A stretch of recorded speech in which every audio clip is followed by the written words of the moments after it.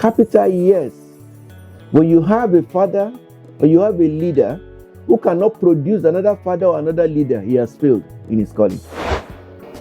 I think any pastor that is struggling should have the courage to speak out. Ask questions. There is a secular saying, or maybe kingdom, advice. A closed mouth is a closed destiny.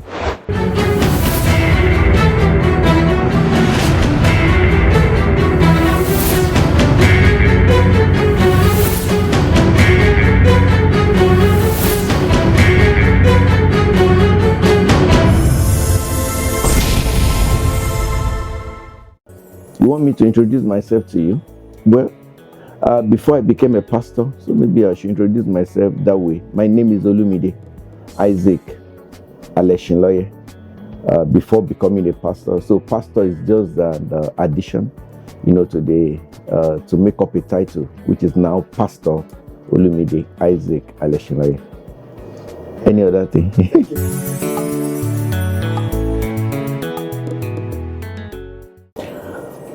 Where I grew up, that's a very, very, very, very big question. I was born in Ilorin, to be precise, as my parents, told me. I think I got to know that at some point in the journey. I was born in Ilorin, but at childbirth, my mother had few difficulties, in raising one of our children, my elder brother, who is now of blessed memory. So I was born in Ilorin, and because of the challenges of trying to meet up with the problem on ground then with my elder brother, late brother Benga Aleshinloye, I was taken to Elisha. So people thought maybe I was born in Elisha. I was practically born in Ilorin. But my mom took me to Granny in Elisha at a very, very tender age. I was very, very small, but I can still, remember everything that happened to me vividly up to today. So growing up, very, very wonderful experience, but very challenging experience. So I thank God.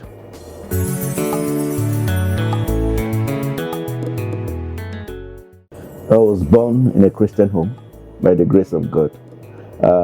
Even though all my siblings were all born in CNS called Cherubim and Seraphim in Ilorin. So, and my father, who is no longer here with us, he used to be an elder in the church there. And my mother, they called them Mama Woli. She used to be an elder in the church as well. But growing up in a white garment, Cherubim and Seraphim church, after a while, by the time I was of age as an adult, I decided, not to follow that path anymore. So I became a believer. I got to know Christ on my own by the grace of God.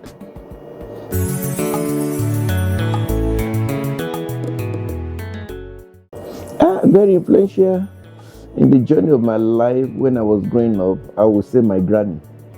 My granny played a very, very important role in my upbringing.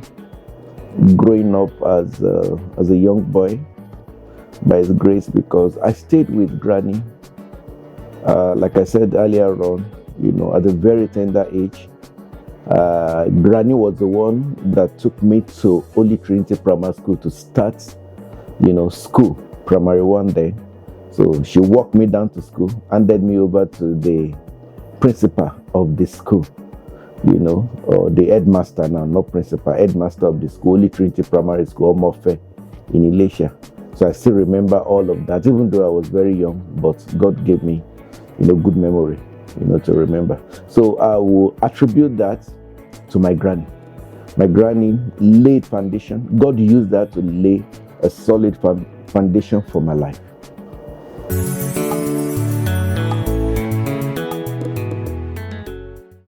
Well, I would say my first experience was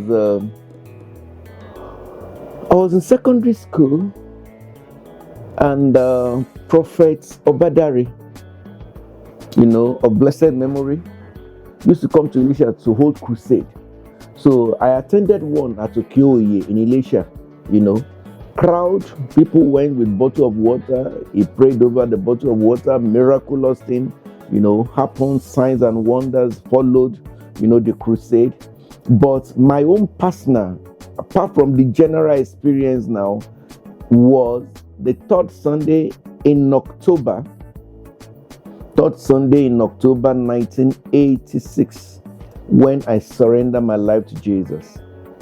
A lady who is now a bishop's wife, Pastor Gbemi Olaleye. Now, I want to believe she's now Bishop Gbemi Olaleye, the wife of Bishop Olaleye.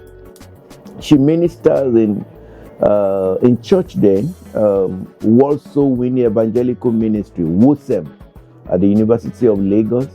And I just went out. I was just crying. Nobody preached to me. Nobody said anything to me. I went out when the altar call was made, and I said, if a great woman like this, that God has blessed, a nurse then, good looking, cool, do the things of God, what am I doing out there?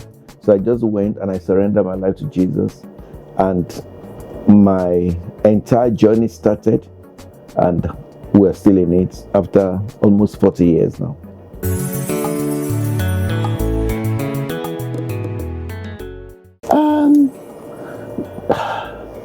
Like I said earlier on, when I gave my life to Jesus, 86, I joined various departments. And before I knew Christ, for me, by myself, not that somebody was just trying to preach to me, prophecies have gone forth that in Yoruba now, Omodeyi Omasin Oluwa, Eyan Olorun ni, that this one is going to serve God. So they told my mother, please, when that time comes, don't stop him from serving God. And when I surrendered my life to Jesus, I joined various departments in church. I joined drama. I joined the choir. I joined one-man ministry so-called evangelism team. And there and then, my love for Jesus was just on the increase. So for me, becoming a pastor today is not surprising at all. I've been on that path right from the very first day I surrendered my life to Jesus. I have passion for people. I have, just to take care of people around me. So I don't think it's yeah.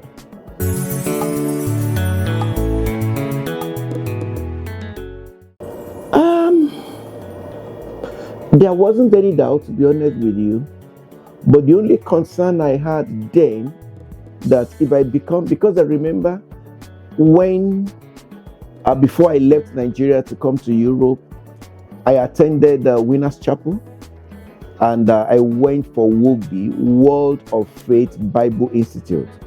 The first one, foundation class, leadership class, and the basic class, and the diploma.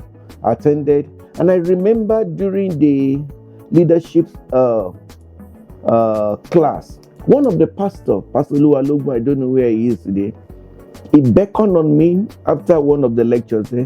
I was a deacon there in Winners, and I said, Deacon Aleshinloye? I said, yes, sir. He said, what are you still doing out there? I was working in a bank. I think I left the bank and started my own business, running a computer farm then, training people and all of that, software training. And he said to me, I think you have a calling of God upon your life. And I said, sir, how do you mean? He said, now Winners was busy recruiting people to send to African nations, to just spread the gospel, that I should be one of them. And I said, sir, I have not heard God call me But when the time comes, I will know what to do, And he said to me jokingly, he said, well, you don't need to hear God. Bishop Oyedepo called me, so I'm calling you. I said, you can't call me, sir. So at a point in the journey, I just said to myself, if I don't do ABC, people might think I'm using church as an avenue being a failure. Because that was, the idea of some people. Oh, for you becoming a pastor is because you are lazy. It's because you have nothing to do. So I said to myself, even if I'm going to become a full pastor, I will still be working and earn a living, not depending on church.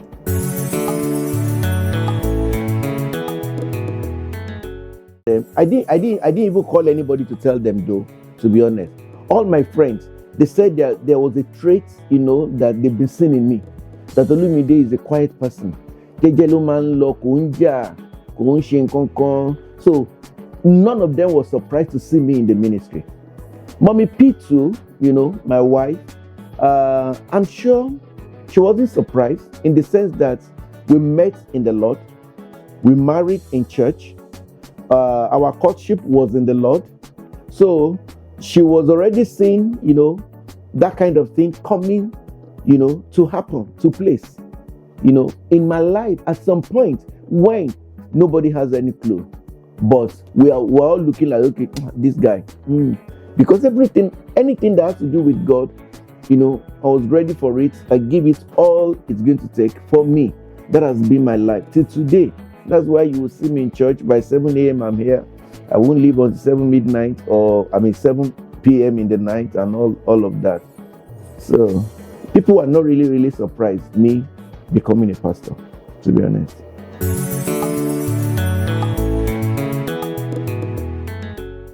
Oh yes.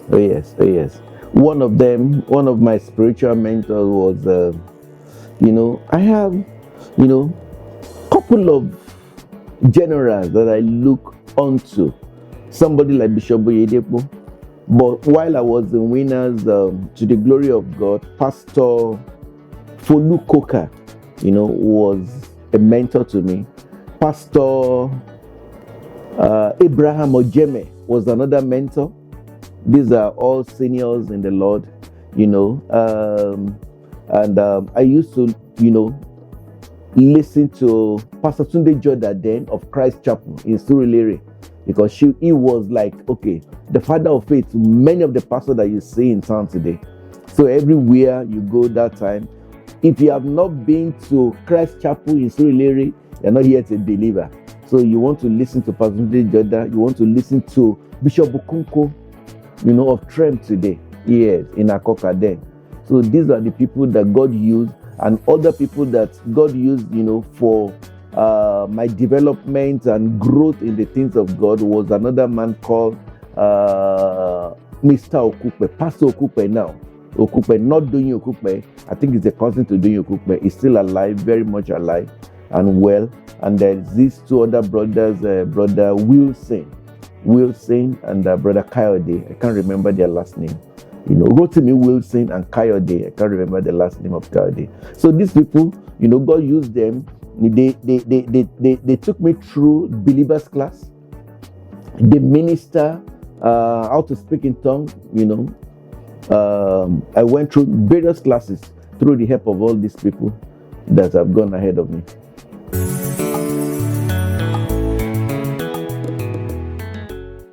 Preaching. I'm trying to make it.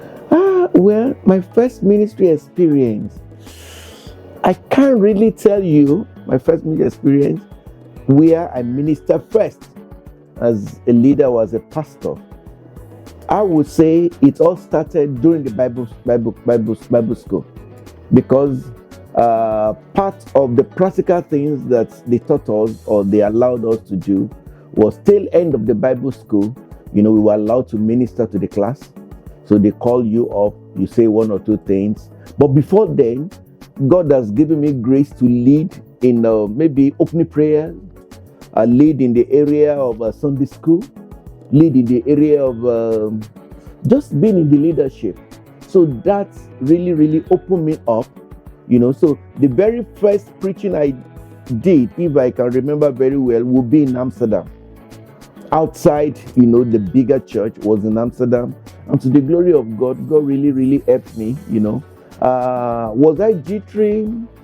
Was I afraid? Was I shy? Not really, because I've been doing similar things, for years before that time.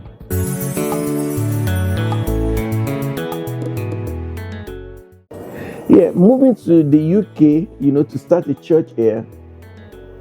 Number one, it was God ordained. Do you find this video very interesting? Then give it a like, share it to others, then hit the subscribe button and make sure you turn on your notification. Then let's go back to the video. I was in Amsterdam for almost 6 years. We started the Jesus House in Amsterdam in my own living room in Belma. To the glory of God, started as a prayer meeting, to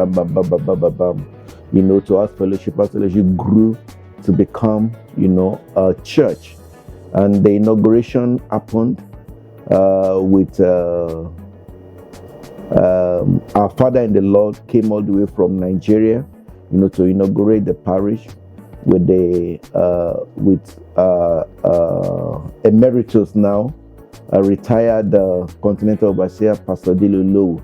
So after 6-7 years in Amsterdam, I felt the urge and the need for me to leave the nation of Netherlands.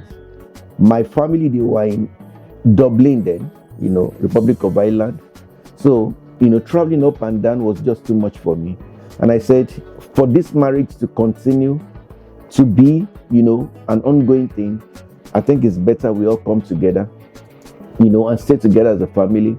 So I spoke to one of our leaders in UK, Pastor Tunde Oke, who encouraged me, and Pastor Musa Bako, come over to UK. And by the grace of God, I packed all my stuff just like a madman. I didn't know where I was going. I didn't know anywhere called Hall. The name Hall City was given to me by my senior pastor, Pastor Musa Bako in Sheffield. He was the one who recommended the city. I didn't know the city. It was after he recommended the city to me that I started, trying to know about the city. So I went online to read about the city. What do they do? How is the city like? Whatever and stuff. Then I realized it's a city that has a university and a cathedral, which makes the city. So, and I came. But coming down here was very challenging. Very challenging in the sense that it's a pure Caucasian, city. Pure. The migrants that we have now, all manners of people right now. Then, if you are walking on the streets of Beverly, on the road of Beverly, or the road of Holderness, or Anlabi Road, you see a black man like yourself of the same color, you have to stop and greet each other. So things like that was very, very challenging for me. And by the time I came to the city, without knowing anybody, no father here, no mother, no family, nobody, to start a church on that note was very, very challenging. And I did remember moving from one place to another, looking for where to worship. I printed a black and white leaflet, to share to people on the street. I couldn't get them. Too many people around who are of the same color with me. The faith couldn't carry that I would be a pastor, of an English person. So that made it very, very tough for me. Very, very, very tough. And getting a place to even start the work in the city as well was very challenging. So I moved from one place to another, from Victoria Dock.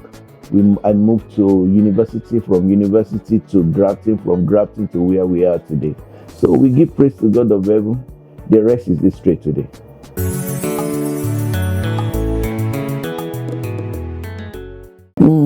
Early years of preparation, I think, looking back, and what was it that God was teaching me?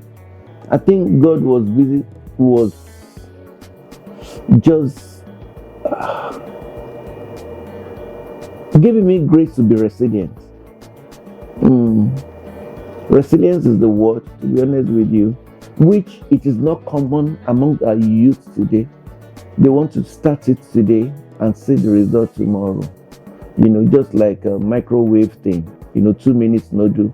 It doesn't work like that in the kingdom. You need to go through the rudiment, the training, the rigors, the, what will I say?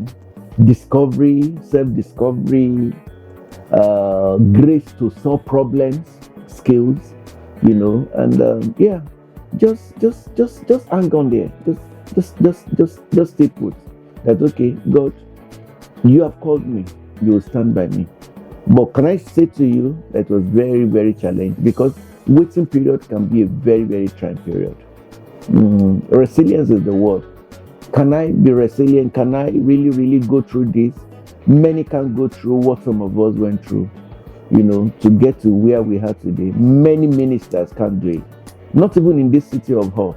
Many will have packed, because I remember Pastor Musa, after 6 months and there was nobody coming to church, not a single soul. He asked me, sir, Pastor Isaac, if only maybe you can just manage another 3 months, and to the glory of God, I listened to him. Because after 6 months, it was only me and a brother called Brother Kola, who is now, I think is relocated now to Nigeria. 2 people in a church for 6 months. That is very, very challenging. That could be very, very challenging.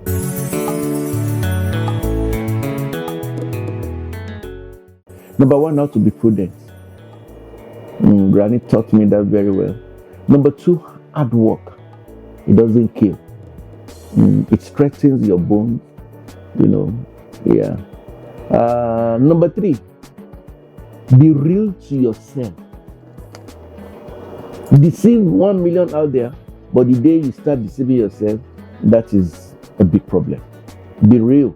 Because I remember, if I'm allowed to speak Yoruba, my granny would say to me, Olumide, Mama Boseyin Okikakon means 1 finger. If I close one eye like this and I open the other one, I'm saying to myself, oh, Raphael, you can't see me. I'm hiding now. That's deceit. Pure deceit. So don't deceive yourself. Just know that it may not be easy today, but tomorrow will be glorious. And there is this song that God really, really used to encourage me. Nǹkan yìí dá mi lójú, bẹ́ẹ̀ sì ni ó yé mi yéké, wípé bọ́jọ́ òní bá tilẹ̀ korò, ọjọ́ ọ̀la mi á dára. Ojo Ade.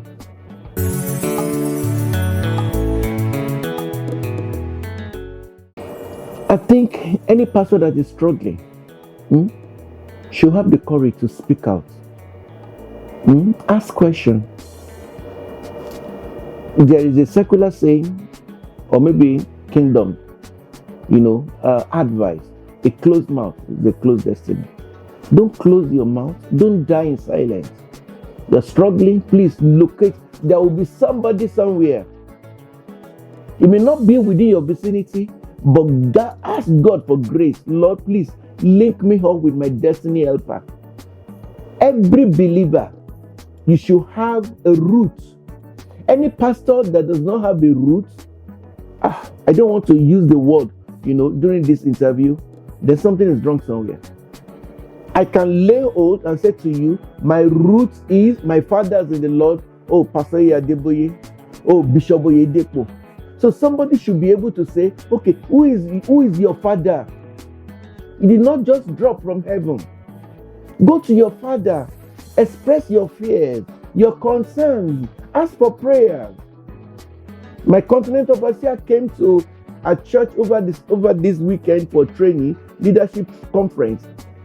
If you see the way I carried him, because he's my leader. So I knelt down for him to pray for me. People should not be shy when they're struggling.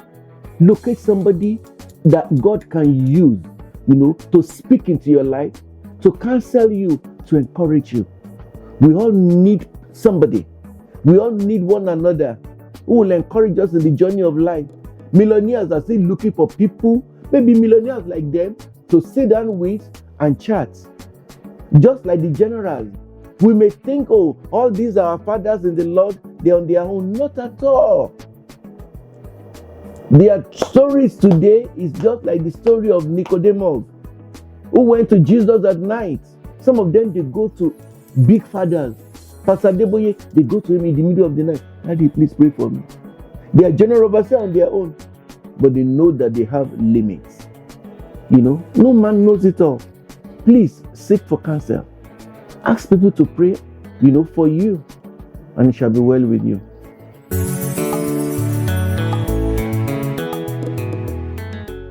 Capital yes. When you have a father or you have a leader who cannot produce another father or another leader, he has failed in his calling. I won't be in Amazing Grace Chapel forever. Even if I'm saying, okay, I started Amazing Grace Chapel, I'm going, by appointed unto man wants to die. So death will come one day. Even if I refuse to leave the altar, what if death comes? Won't I leave it? And I'm not going to stay on the altar until I die. So what I'm doing for everybody here, it is to my own credit and to the glory of God. Somebody poured their lives into me. People pour. What I mean is somebody like Bishop Oyedepo. You go through the Bible college, the Bible school, in Winners, Bishop, practically everything God has given to him, he poured into the life of the student. Same thing with our father in the Lord, Pastor Adeboye. So who am I to not be keeping things to myself?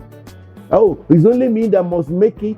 To the glory of God, I mentioned in church a few days ago, we've dedicated about 50 houses in the last 1 year. To the glory of God. But to the credit of the pastor. If any of these people who have become landlady within the space of 2-3 years in abroad, when they write their memo, when they write their story, my name will be mentioned. Oh, my first house in UK, thank God for my pastor. Even though I'm no longer in that church anymore, even though I'm no longer in UK anymore, but I still remember him. Amen? And these are the things that God of heaven will be using. I want everybody to make it around me. I don't want any of the members of this church to be on the street begging. I don't want anybody, in Amazing Grace Chapel to join the queue to collect food parcel. We should be the one blessing the people, not we collecting. And that is where I'm going. I'm working. I'm being conscious about this. Not just praying. I'm consciously being intentional about it.